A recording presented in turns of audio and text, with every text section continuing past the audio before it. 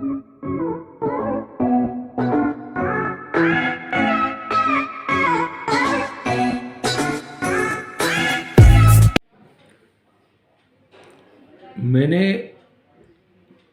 पिछले 15 दिन पहले राजस्थान के कई हिस्सों के बारे में आपको वर्णन किया था। अब मैं आप लोगों को राजस्थान के बारे में कुछ छूट गई बातें हैं उसको बोलने जा रहा हूँ। विशेषकर राजस्थान छोटे छोटे राजाओं के द्वारा संचालित राज था। कहीं बड़े राजा थे, कहीं छोटे राजा थे और कहीं उनकी सत्ता को स्वीकार कर लिए के इस प्रकार के राजा राजस्थान में प्रायः देखने को मिला, जो मैंने राजस्थान घूम के इसका अनुभव किया।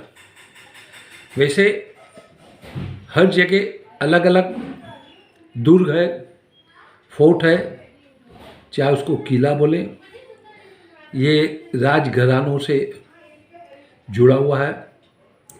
इनमें उन राजाओं की कुल देवियाँ, कुल देव पूजते थे।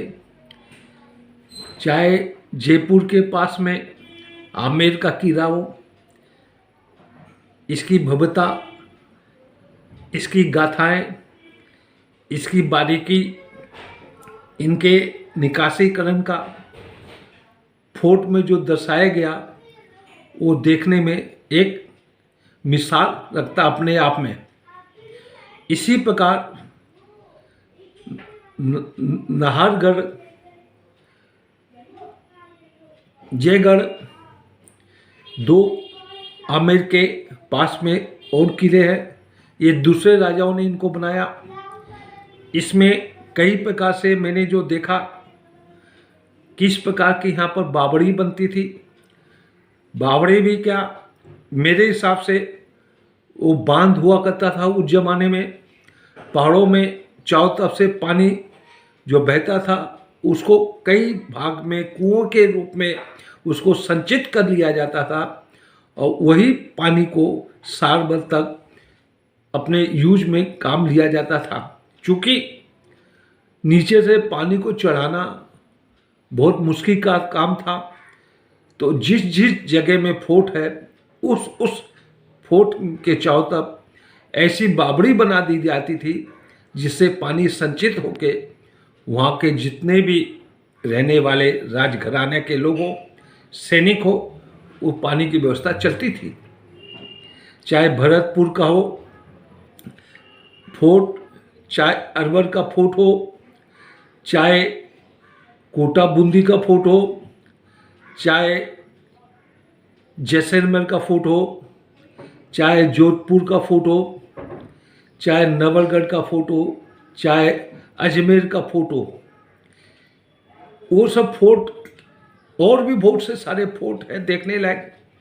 चित्तौड़ का फोर्ट, कुंभलगढ़ का फोर्ट, इन सब फोर्टों में जब मैं घूमा, जब देखा उनकी कारीगरी, उनकी निकासकारी और उनकी बनावट और किस प्रकार के उच्च समय के आर्किटेक्ट इंजीनियर लोग उसका नक्शा के द्वारा बनाने में बरसों बरसों लग जाते थे, लेकिन आज उसकी बराबरी नहीं कर सकते हैं।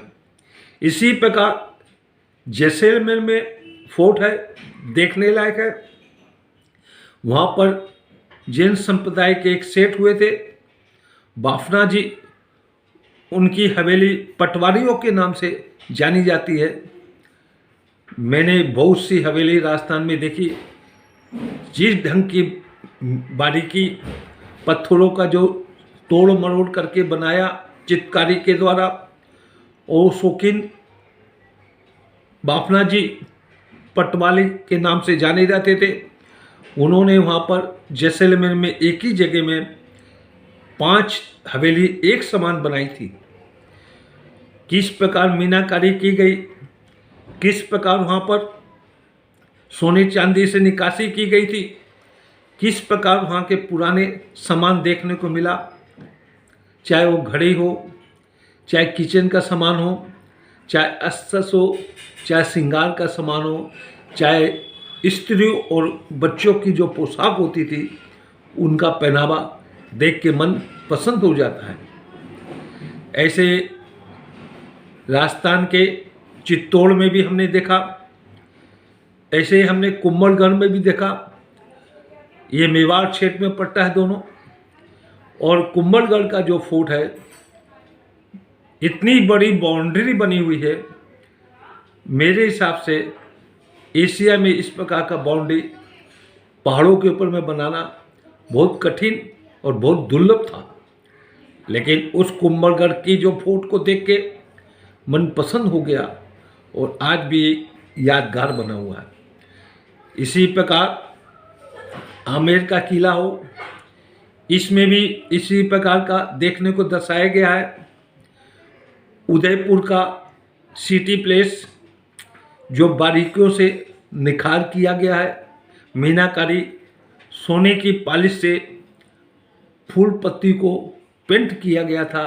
उस समय के कारीगर, उस समय के लोग इस प्रकार का उन्होंने बंदोबस्त किया था उन फोर्ट और हवेलियों में। कहीं कहीं तो ऐसे देखने को मिला हमको, जो राज घराने के लोग रहते थे उनके कमरे, उनकी कमरे के छत पर चारों तरफ शीशा ही शीशा लगा हुआ था। उसको हमारी भाषा में शीश महल या शीश रूम, शीशों का चारों तरफ से रूम देख के मन पसंद हो जाता है। और भी राजस्थान में बहुत से ऐसे फोर्ट हैं देखने लायक है। उसमें से बीकानेर का जूनागढ़ फोर्ट है। उस जूनागढ़ में एक राजा ने एक समय नहीं बनाया, उनके वंश परंपरा में कुछ ने कुछ पार्ट बनाया, कुछ ने कुछ पार्ट बनाया, और आज वही जूनागढ़ फोर्ट एक अपने में मिसाल स्थापित करता है। इसी प्रकार अजमेर का फोर्ट, अजमेर में पृथ्वीराज चौहान के समय का जो फोर्ट बना हुआ है, उसके बाद में कई फोर्ट और भी बने। उसको अकबर ने अपने अधीन कर लिया था। इधर आगरा का फोर्ट, फतेहपुर सीकरी, ये यूपी और राजस्थान का बॉर्डर एरिया है, ये भी देख लेना जरूरी है। भारत के चारों तरफ, भारत के क्या और भी प्रांतों में ब्रिटिश गवर्नमेंट ने अपने हिसाब से दुर्ग बनाया, मुगल सम्राट ने अपने हिसाब से फोर्ट किला बनाया। राजस्थान के अलावा और भी उसके साइड में भरतपुर हुआ, यूपी के पास में एक जगह है, वहाँ पर इस प्रकार का दुर्ग देखने को मिला। धौसा के पास में एक मोर राजा हुआ करते थे, उनकी भी फोर्ट था, लेकिन आज वो वीरान हो गया, खंडेर हो गया। ये बतलाता है एक समय ये बुरंदी पर फोर्ट था। ऐसे भारत के और भी प्रांतों में फोर्ट देखने लायक है। जयपुर के पास में नाहरगढ़ जो किला है, उसके ऊपर में 8 धातुओं की विशाल तोप देखने को मिली। इस प्रकार की तोप मैंने महाराष्ट्र कर्नाटक के बॉर्डर में बीजापुर में भी देखा था। जब मैं बीजापुर फोर्ट घूम रहा था, तब वहाँ के गाइड ने बतलाया एक तोप इस जगह में है और एक तोप राजस्थान में जयपुर के पास जयगढ़ में तोप है।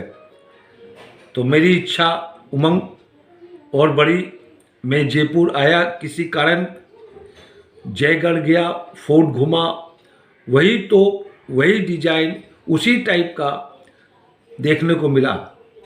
यह अष्ट धातु की तोप थी। वैसे राजस्थान में देवी देवताओं का मंदिर है, क्योंकि जितने भी राजा हुए उनकी अपनी कुल देवी देवता होते थे। वो अपने राजघराना के हिसाब से पूजा पाठ करते थे। अब राजघराना समाप्त हो गया, डेमोक्रेसी राज आ गया, प्रजातंत्र हो गया, यही मंदिर आम पब्लिक के लिए खुल गया। देखते हैं उन सब स्थानों में जो व्यवस्था होनी चाहिए आज व्यवस्था नहीं है। इस प्रकार वो फोर्ट, वो किले, उस प्रकार के मंदिर धीरे धीरे पतन की ओर जा रहे हैं। भारत सरकार इस ओर ध्यान नहीं देती है। किस प्रकार से हमारे धरोहर पूर्वज लोग जो चीज़ बनाए उसको हम संभाल के नहीं रख पा रहे हैं। ये सब मन में दुख आता है जब वहाँ पर जीर्ण शीर्ण अवस्था में देखने को हमको मिलती है। तब मन में यही होता है कि उस समय के जो भी राजा हुए, चाहे मुगल हो, चाहे राणा लोग हुए, चाहे सूर्यवंशी लोग हुए, चाहे यादव वंश के लोग राजा हुए, चाहे भील टाइप के राजा थे, उन्होंने जिस ढंग से उसकी व्यवस्था की थी आज वो धीरे धीरे पतन की ओर जा रही है। मन में अफसोस होता है, मैं कुछ कर नहीं सकता। राजस्थान में राजघरानों का राज चलता था, विशेषकर जगह जगह उनके हवेली, फोर्ट जो मैंने देखा मैं आपको वर्णन किया। हो सके आपको ये समझ में आए तो जाइए और अपने बचे हुए जीवन का या शुरुआत जीवन का इस फोर्ट को, ये राजस्थान का प्रोग्राम करके इसका आनंद उठाइए। और जिन भाइयों को मेरे विचारों को समझ में आता है या मैं जो बोल रहा हूँ उनको अच्छा लगे, ये विचार दूसरों को फॉरवर्ड करिए, सब्सक्राइब करिए, जिससे लोग पर्यटन करें। मैं हर बार यही बोलता हूँ कि मनुष्य योनि आकर पर्यटन जरूर करते रहना चाहिए। साल में एक बार 15 दिन टाइम निकाल के करते रहना चाहिए। पूरा जीवन बीत जाएगा, लेकिन भारत में इतनी चीज़ें हैं देखने लायक, उसका अंत नहीं होगा। मैंने भी बहुत घूमा, लेकिन बहुत सी चीज़ मेरी अभी भी बची हुई है। मन में इच्छा होता है घूमने के लिए, दर्शन करने के लिए, देखने के लिए, लेकिन शरीर उतना मजबूत नहीं है, कमज़ोर होता जा रहा है, असुविधा होती है। इसलिए मेरा सबसे सुझाव है कि 40-45 साल की उम्र में भ्रमण कर लेना चाहिए।